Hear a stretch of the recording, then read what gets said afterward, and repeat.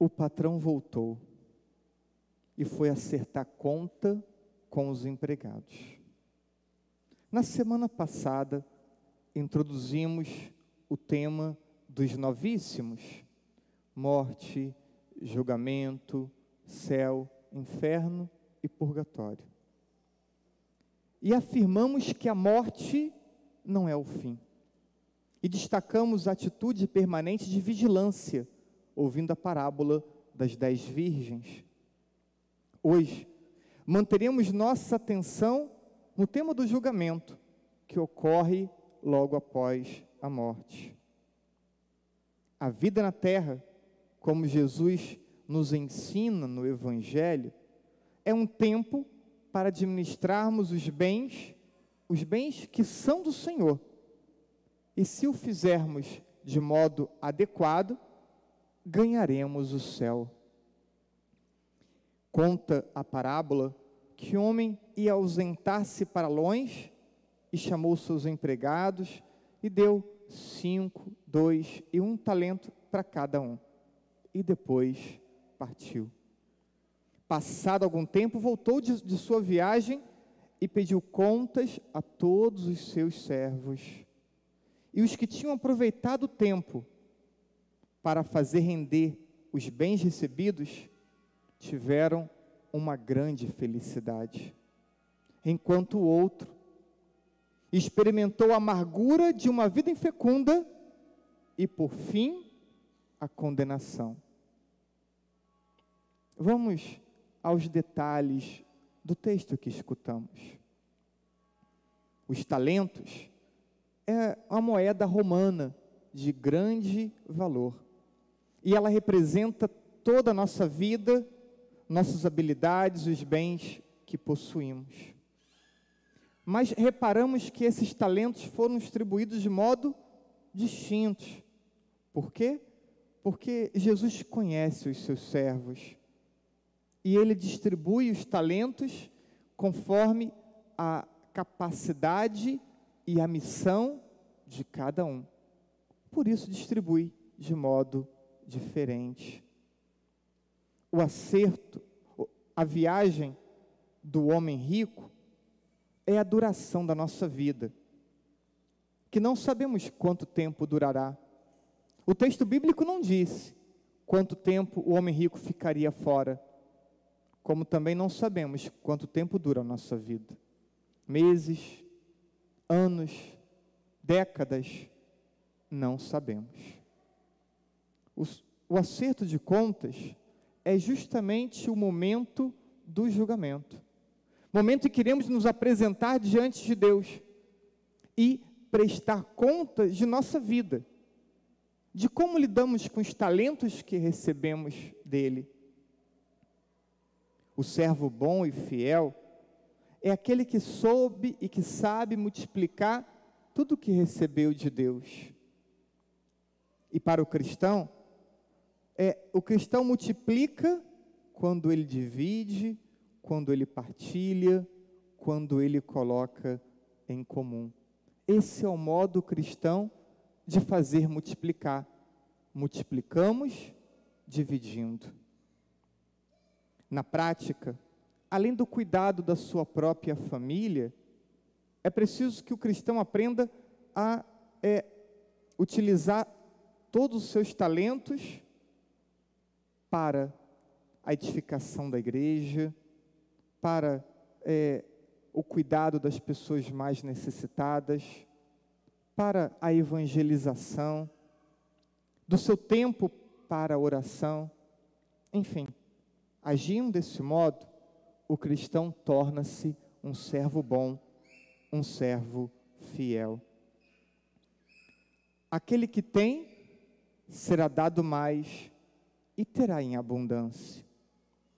É aquele que, multiplicando os dons, cresce sempre mais no amor, no desprendimento e nas virtudes. Multiplicando, partilhando, crescemos. Aquele que não tem, até o que tem lhe será tirado. Seja pela preguiça, seja pelo medo. Tanto a preguiça como o medo faz as pessoas ficarem paralisadas, não avançam no estudo, no trabalho e também não avançam na vida de fé. O preguiçoso está sempre cansado e o que tem medo, ele fica sempre preocupado em se frustrar e frustrar as pessoas. E seja de um modo ou de outro, não se avança. Ainda seja pela ganância e avareza, que faz a pessoa querer mais, mas querer mais sempre para si mesmas, e não consegue multiplicar dividindo.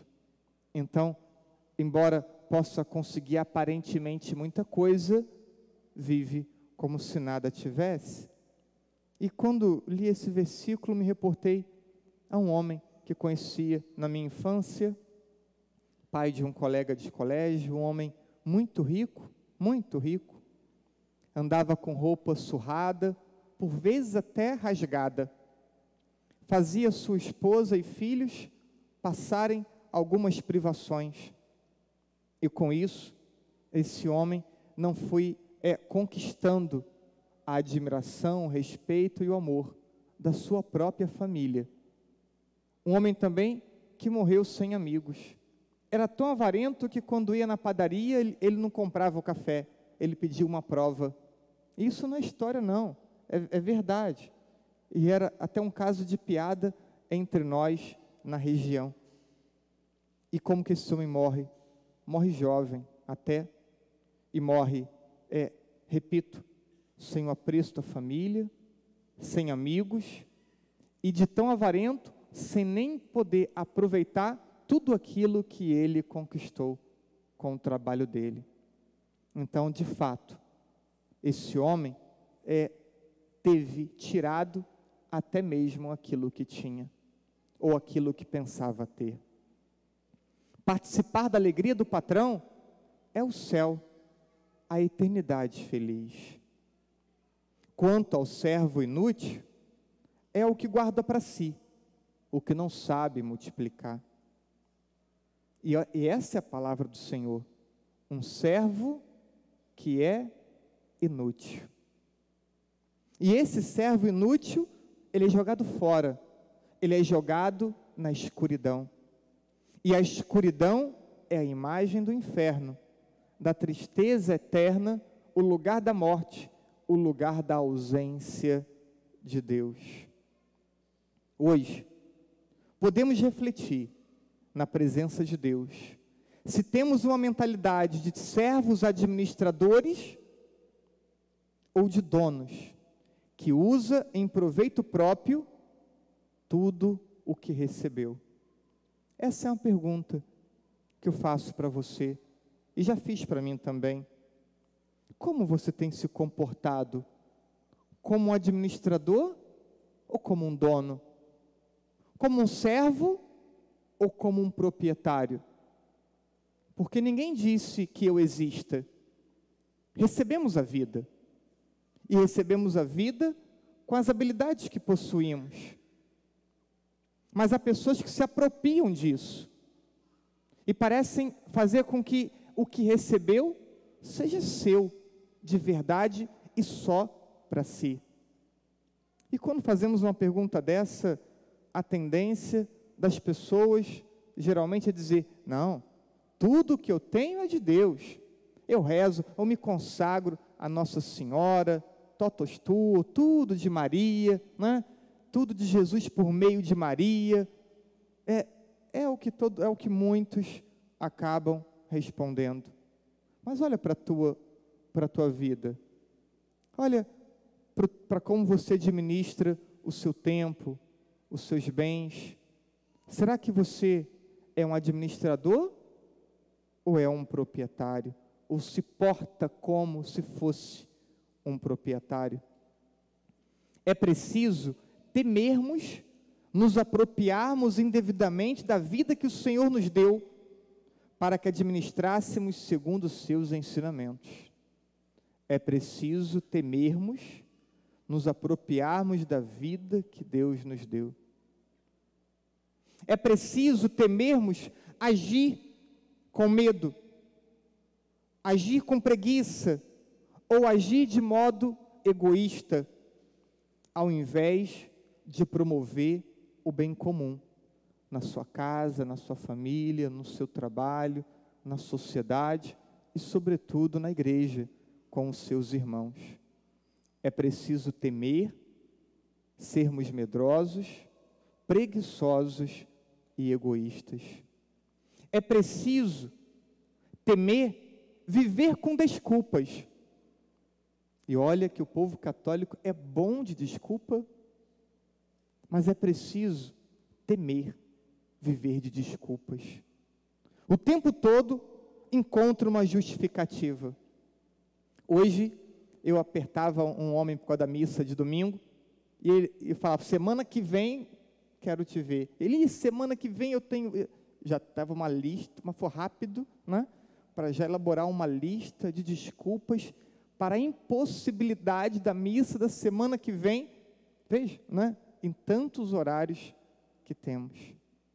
E ele tinha desculpa para todos os horários. É preciso temer uma vida de desculpas para não partilhar com os carentes, para não assumirmos trabalhos pastorais, para não colaborarmos com o dízimo e para não rezarmos como pessoas adultas e maduras que deveríamos ser. É preciso temer. Atenção. Em breve, prestaremos conta de toda a nossa vida. Prestaremos conta de todas as nossas ações. E diante do Senhor, que conhece os nossos corações, não adiantarão as desculpas. As desculpas que dão para o Padre não adiantarão diante do Senhor. Portanto, prestar atenção. Se você tem agido como um administrador, como um servo bom e fiel, ou como um proprietário daquilo que não te pertence, assim seja. Amém.